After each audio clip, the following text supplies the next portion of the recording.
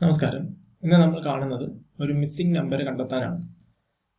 ആദ്യം കാണുന്നത് 25, 32, 43, 59, 79. അടുത്ത സംഖ്യ കണ്ടെത്തണം 142, 203. ഇങ്ങനെയാണ് ഈ പാറ്റേൺ പോകുന്നത്. ഇവിടെ നമ്മൾ നോക്കുമ്പോഴത്തേക്കും തൊട്ടടുത്ത സംഖ്യകൾ തമ്മിലൊരു പാറ്റേൺ ഇവിടെ വിസിബിൾ അല്ല. അതായത് കൂട്ടിയാൽ 7, 11, പിന്നെ 16, 20 ഇങ്ങനെയാണ് പോകുന്നത്. ആ ഒരു തമ്മിലൊരു ബന്ധം വരുന്നില്ല. അപ്പോൾ നമ്മളിങ്ങനെ മുന്നോട്ട് പോകുമ്പോഴത്തേക്കും അടുത്തടുത്തുള്ളത് തമ്മിൽ ബന്ധമില്ല. അങ്ങനെയാണെങ്കിൽ നമുക്ക് ഒന്നിടവിട്ട സംഖ്യകളൊന്ന് പരിശോധിച്ചാലോ. 25, 43, 79 ഇതിങ്ങനെയാണ് പോകുന്നത്. ഇവ തമ്മിൽ എന്തെങ്കിലും ബന്ധമുണ്ടോ? ഉണ്ട്.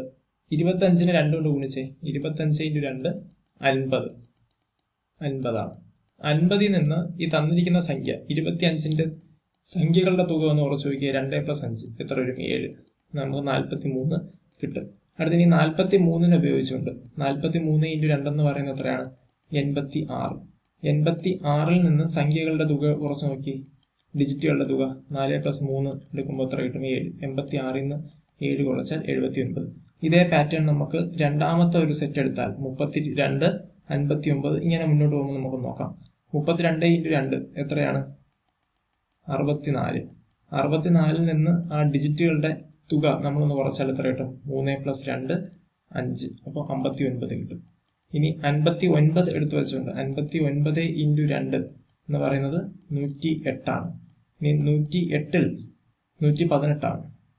59 × 2 എന്ന് പറയുന്നത് 118 ആണ്. 118ൽ നിന്ന് സംഖ്യകളുടെ തുക കുറച്ചാൽ 14 കിട്ടും. ഡിജിറ്റുകളുടെ തുക കുറച്ചാൽ 14 കിട്ടും. അപ്പോൾ നമുക്ക് എന്ത് കിട്ടും? 104 കിട്ടും. ഇനി 104 കൊണ്ട് 2 കൊണ്ട് ഗുണിച്ചാൽ നമുക്ക് എന്ത് കിട്ടും?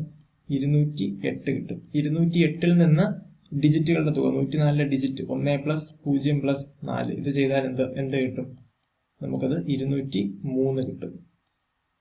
203 കിട്ടും. അപ്പൊ ഈ പാറ്റേൺ ആണ് ഇവിടെ വന്നിരിക്കുന്നത്. അതുകൊണ്ട് തന്നെ ഇതിന്റെ ഉത്തരം എന്ന് പറയുന്നത് 104 ആണ്. 104 ആണ് ഇതിന്റെ ശരി ഉത്തരമായിട്ട് വരിക. ഈ ഒരു പാറ്റേൺ ആണ് ഇവിടെ ഉണ്ടായിരുന്നത്. 104. മനസ്സിലായെന്ന് വിശ്വസിക്കുന്നു. നന്ദി, നമസ്കാരം.